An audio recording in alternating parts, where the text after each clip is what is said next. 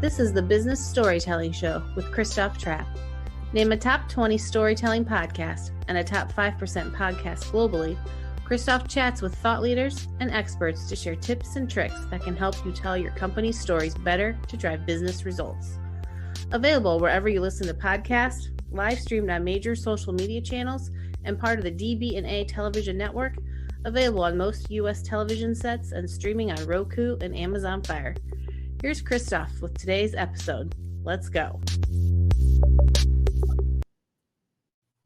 That's right. Hello, business storytellers. How's everyone doing? We want to talk about how do we get and tell better brand stories. And I know some of you guys out there are so gung-ho on throwing around your superlatives, industry leading, blah, blah, blah, whatever. That's not what we're talking about today. What we're going to talk about today is how do you tell a brand story that can actually make you money, that helps you stand out, and that helps you be different. So I brought an expert on the show here, Aleya Harris. She's a brand storyteller, owner of a marketing firm, I guess. I'm going to have to clarify that with her. But we'll get her out of the green room here and find out, how do we tell better stories? How do we stay in front of people? How do we stay relevant? How are you today? Hi there. I'm doing great. Thank you for having me, Christoph. You bet. Flourishmarketing.co is where you can check out her company. Now, tell me about what's the, I don't know, maybe I'm overstating about what's the passion or interest in helping brands tell better brand stories? It really comes from the fact that if you're not telling a clear story, you're not making any money.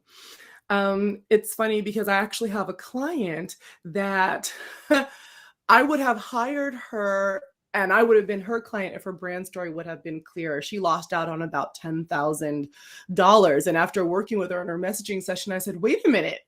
Wait, that's what you do? All that gobbledygook that you told me with the lingo and the jargon and the this and the that didn't tell me what you did. And I assumed it was something else. And I went and found someone else to do what you do that you do so well. I would have hired you if you had just been clearer. So I love what you said when you opened up this segment about ditching the jargon and actually making more money. As a marketer, you cannot have an ego. You need to check it at the door. And if you are a solopreneur or an entrepreneur and you're putting your marketing hat on, the same goes for you as well. You have to have a humble perspective. No one knows about you, or very few people know about you. They've probably never really heard your message before. They don't understand your industry. So how can you boil it down in a way that makes sense to them so that you're not suffering from the curse of knowledge and spouting jargon their way, and you are actually communicating a pain point or an unmet need so that they can understand how you feel that. For me, there's two stories going on. You have your story and their story. And your goal is to build a lucrative relationship that allows them to understand that you are an inextricable part of their story. They cannot get to their happy ending on their hero's journey without you and the way that you solve problems and how you can guide them to victory or success. And that all starts with clarity. If you aren't clear about what you do, then they won't know that you have this magical elixir that will help them, manifest their dreams and their passions and their goals. And that's why I am so excited about helping people clarify their message. I use a story brand framework to do that because people are losing money. They're leaving money on the table, Christoph, and I'm not about that.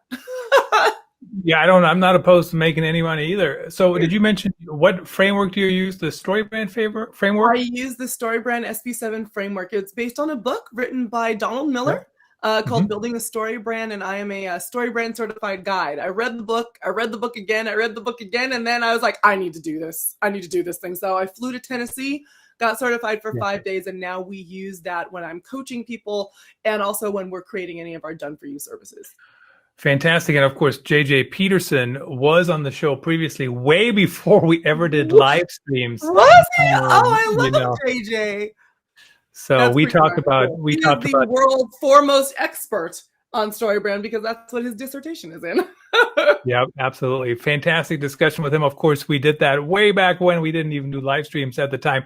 So really briefly, I know you kind of touched on some of these things, but what is a brand story? I know I kind of jokingly, half jokingly said, stop telling everybody how your state of the industry, blah, blah, blah, all these superlative mumble jumble. But what is a brand story? What does it come down to? First, I'm going to start telling you what it's not, because this is what everybody thinks that it is. Well, back in 1952, my grandfather started this company. And ever since then, me and my 4 brothers have been, and they think that that is a brand story. That's not even a story. That's not even an interesting story that I want to hear about, truthfully, when I'm on the internet. A brand story is the way that you connect with your customers and highlight to them how you are a helpful expert that can help them solve their problems and get to the transformative, successful state that they are looking for. A brand story can happen in 1 sentence, 2 sentences, 5 pages, 10 pages of content. It's really about the elements.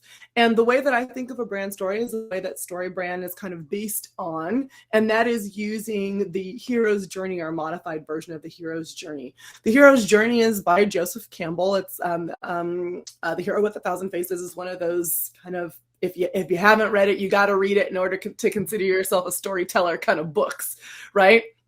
And it talks about in the monomyth, or in all of the myths and legends throughout multiple religions, multiple societies, it all kind of boils down to there's a person, they have a problem, they're called into action, things get in the way, they have these trials and tribulations, they heed the call, and then they end up victorious, and they move away from anything that is negative. And that, because it's so ingrained in the way that we understand the world and process information, that is also the framework that you should use to cultivate your own brand story. Also, I think that it's a misnomer to call it your brand story, because that's not really what it is. It's actually your ideal client's brand story. It's you telling them, hey, this is your problem. Hey, this is why I understand and can empathize with your problem and what you are going through and how to fix that. It is not, you are not the hero of the story. They are. And it's your job to guide them to their victory. But it is actually relatively hard, right, to think about your audience as opposed to yourself, because, you know, we're always ourselves, you know? Yeah, hopefully. Well, for the most part. But if I'm, you know, I know what I experience, I know what I think. And of course, a lot of times, I mean, I don't want to say older marketers, but experienced marketers, right? There used to be a lot more gut feeling, right? Oh, This is my gut feeling. Why would anybody do that? And you didn't have the numbers, so you didn't know. And today I can't tell or anything. No. Right? It was just, yeah, it's a, you know, print brochure. So how do we come up with that brand story that actually makes a difference? And that kind of, so I've followed the brand story model at times as well. And of course, JJ kind of opened my eyes to it. I mean, I knew about it, but he opened my eyes to it even more, because we talked about it for 30 minutes. But I don't think it comes natural if you don't think about it. Like, you literally have to have it in front of you and go, check, check, check, check, check, you know, like all the things are covered. Absolutely. It's kind of like a behavioral modification in the way that you not only approach your marketing messaging, but the way that you approach your business. If you're really employing a client-centric approach, a client-first approach, your service package names will be different. The way that your website is laid out will be different, because your goal is to help illustrate how they can actually be better in the end.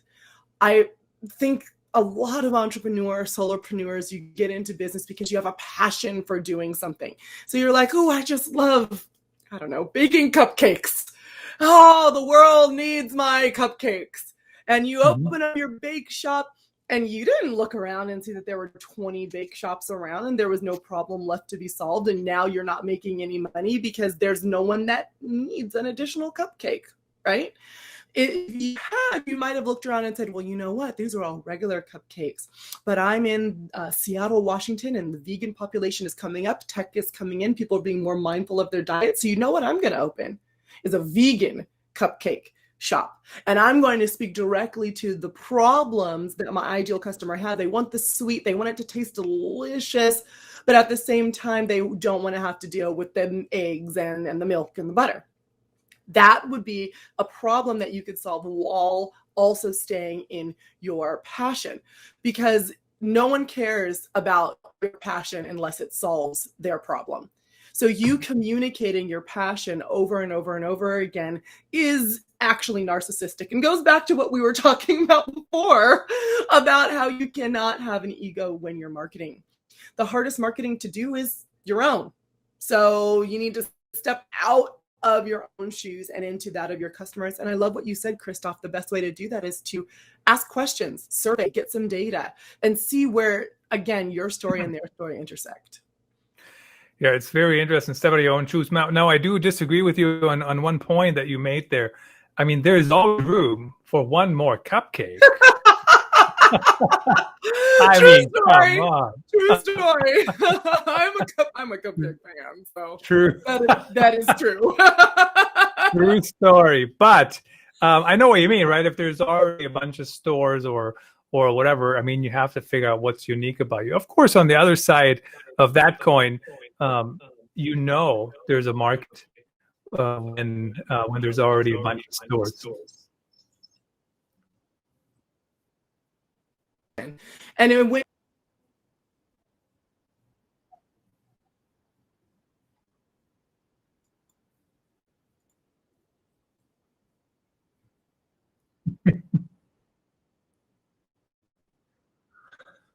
people are going to compete on price, right? And it's a race to the bottom when you do that. Then it's like, well, who can have the cheapest cupcakes? Well, why would I get cupcakes for my kid's birthday at shop X when shop Y is 50 cents cheaper per cupcake? That does no good for nobody. You want it to be that you are competing on value and the story that you tell.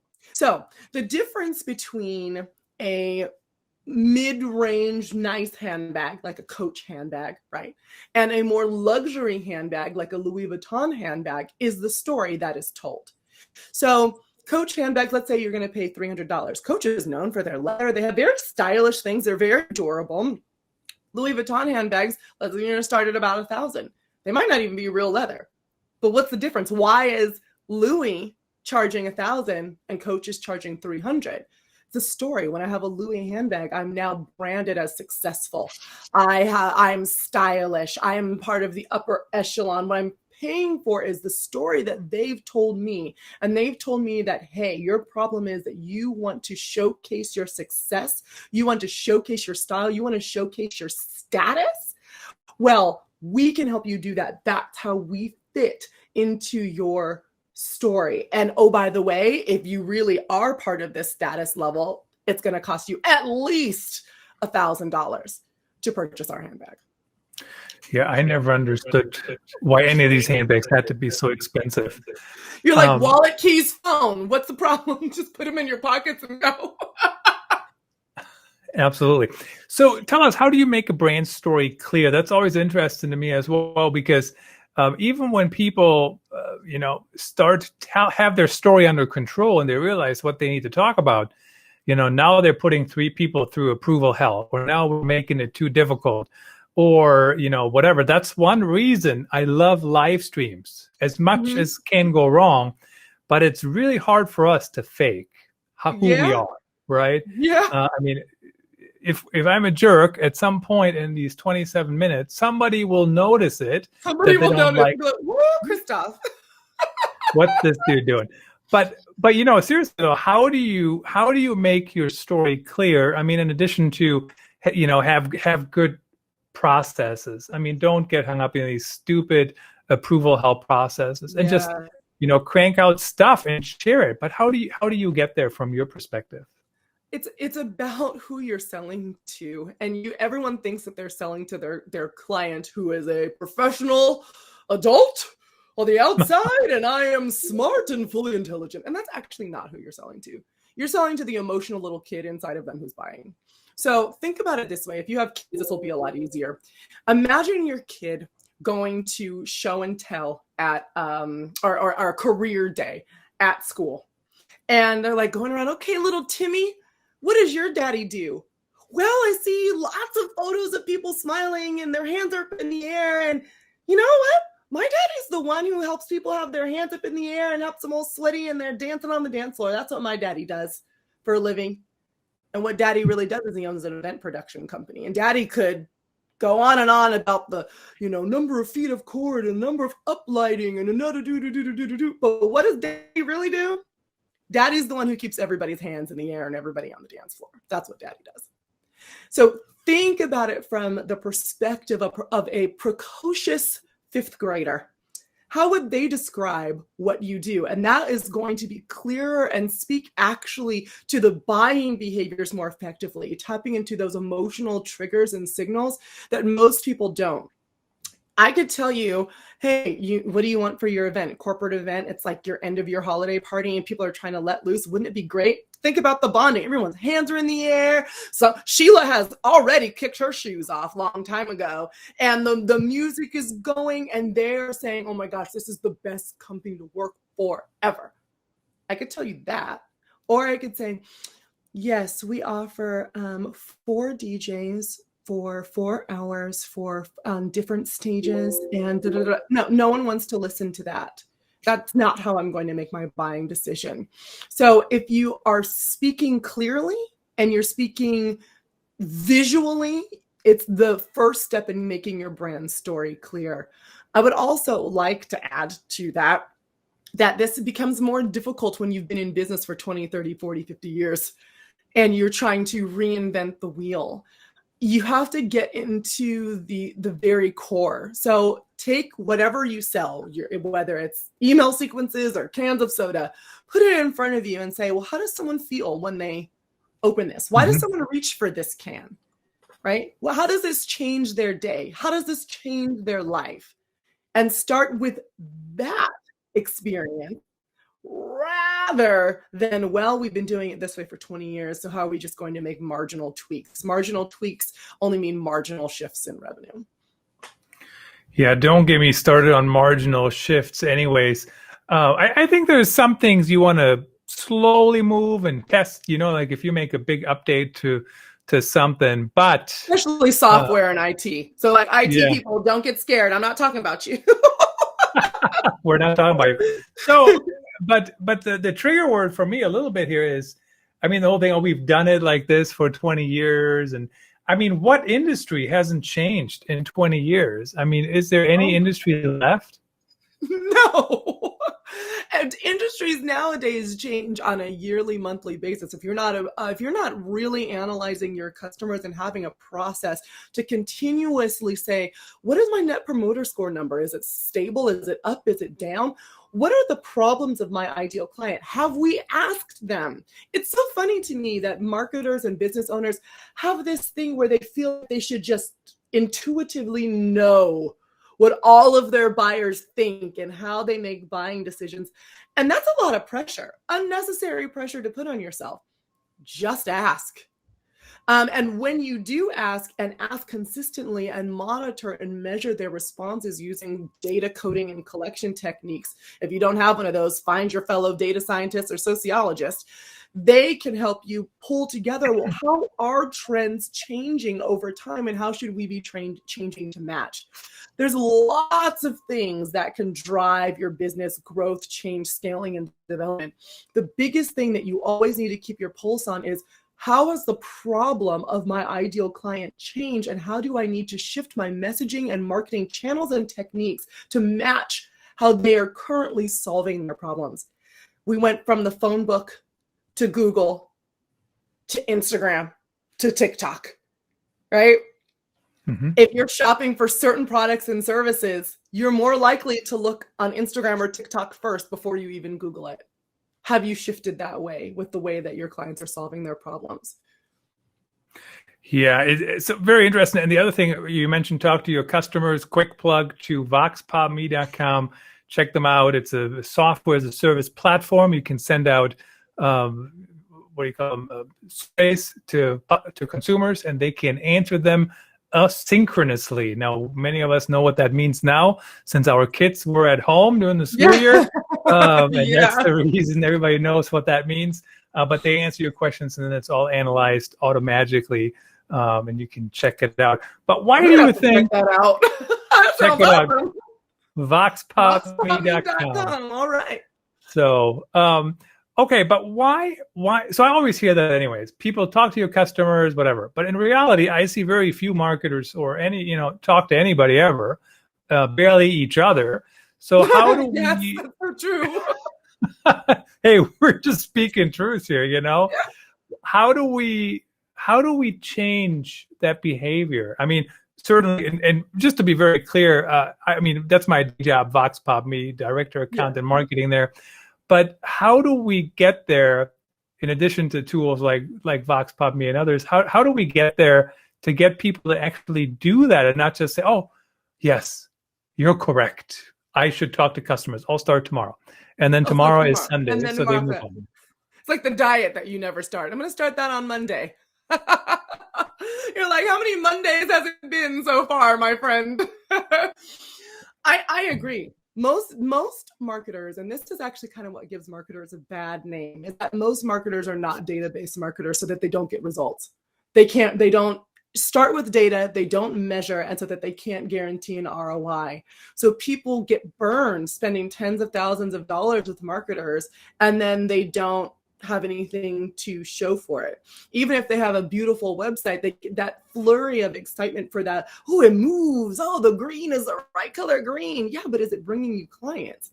So you want to look for marketers who are basing on strategy and data, and then can promise you some analytics and measurement. And then even more importantly from there is, okay, I'm giving you these analytics. Am I just reading them to you, or am I telling you what they mean and how we're going to pivot and shift based on these analytics? And also knowing when to shift. So I can give you social media metrics after 1 month of doing content for you. Am I really going to change a whole lot after 1 month? Not really, because it takes 3 to 6 months for any type of social media posting before we can really get true analytic numbers to make decisions based on.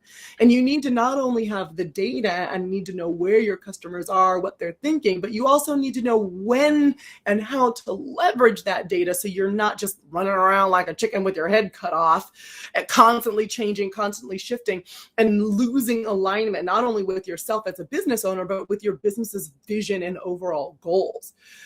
Whenever you're hiring a marketer, or you are a marketer yourself, on your wall in front of you, have your 5-year and 10-year goals plastered there.